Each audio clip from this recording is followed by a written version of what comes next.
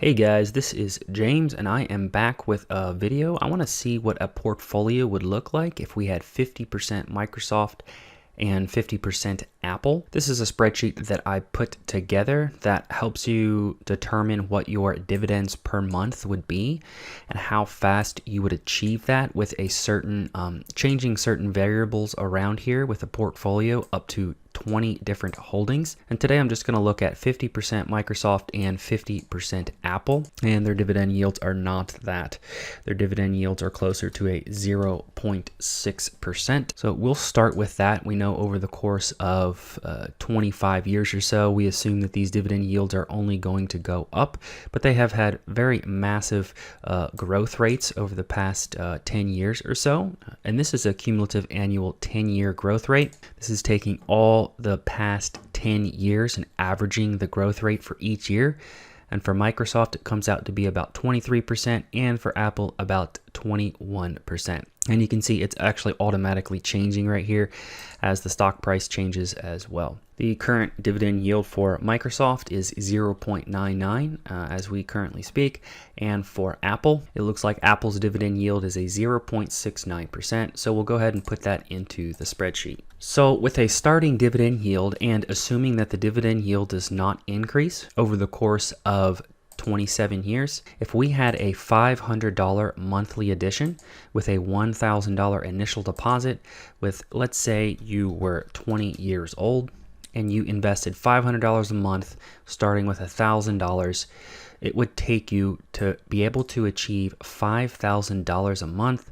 It would take you 27 years to achieve that. You would need a total portfolio size of 7.1 million, and with a $500 a month addition with $1,000 initially deposit, it would take you 27 years to reach this figure. So let's assume the dividend yield is not going to stay the same over the course of, let's say, 30 years or so.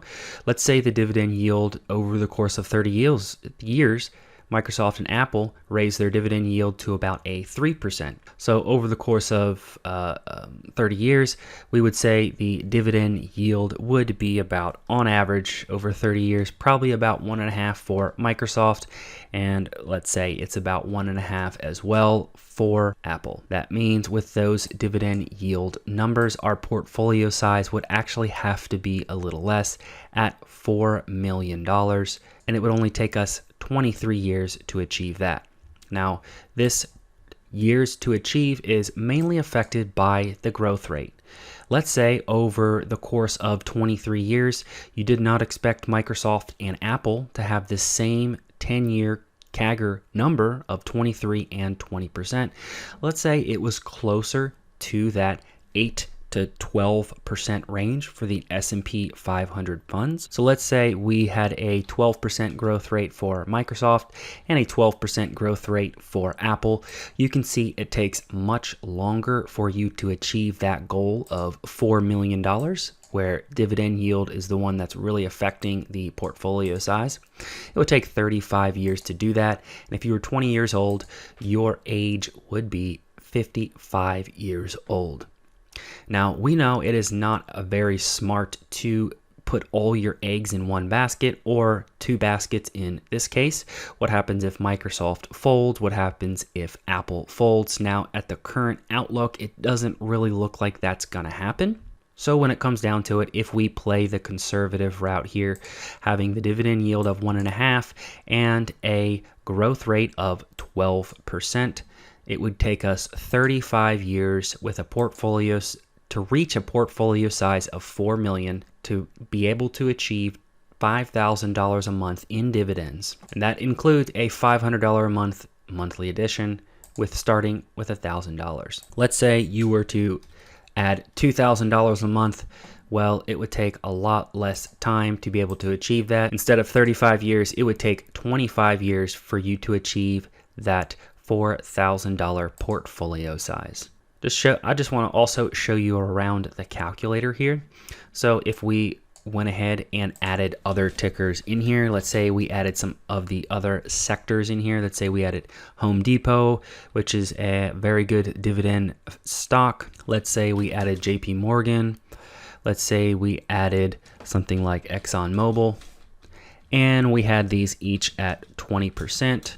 We can see that we are diversifying our portfolios. If we put this back to 0.99 and 0.69, Home Depot is a 2.69% dividend yield at the moment. JP Morgan's dividend yield currently is a 3.45, and ExxonMobil is a 3.87 dividend yield as we speak. So I have the expense ratio here. That's if you want to put in an ETF such as QYLD. The expense ratio would be a 0.6 with a dividend yield of about 13%. But since we don't have any percentage holding on it, it will not be used in the calculation. It's not until we add a certain percentage in that it actually affects the numbers. So if we just keep QYLD blank and we went off of having a 20% holding in Microsoft, Apple, Home Depot, JP Morgan, and ExxonMobil with these current dividend yields, the calculator will actually calculate the 10-year growth rates for us. So let's go ahead and drag up the 10-year growth rates for Microsoft and Apple just to be consistent with the rest of the graph. We've seen the market price for ExxonMobil grow 1% on average over the last 10 years. JP Morgan and Home Depot have grown 13.5 and 19.5 over the course. So with a portfolio like this, if we went back to the more conservative $500 a month with $1,000 initial deposit, it would take us 25 years with all these current growth rates holding and with these dividend yields being the same. 24 years to reach a portfolio size of $2.5 million, which would give us $5,000 a month in dividends. So if you all wanted access to this spreadsheet, you can head over to my Patreon here, and I have all my spreadsheets that I feature on my YouTube channel here under just this one tier. It will be under the Future Value Workbook. I'm also working on a dividend portfolio tracker and a budget tracker. And with the purchase of the spreadsheet, I have written instructions included in the spreadsheet. I'd like to also put in video instructions. I'll also update these spreadsheets monthly and send them out on the Patreon feed.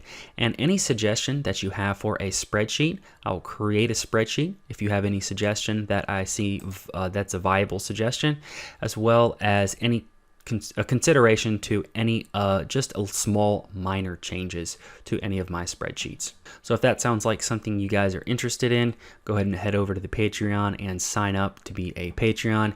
And don't forget to make a file and don't forget to press file and make a copy so you have access to this spreadsheet. And with that, thanks for watching.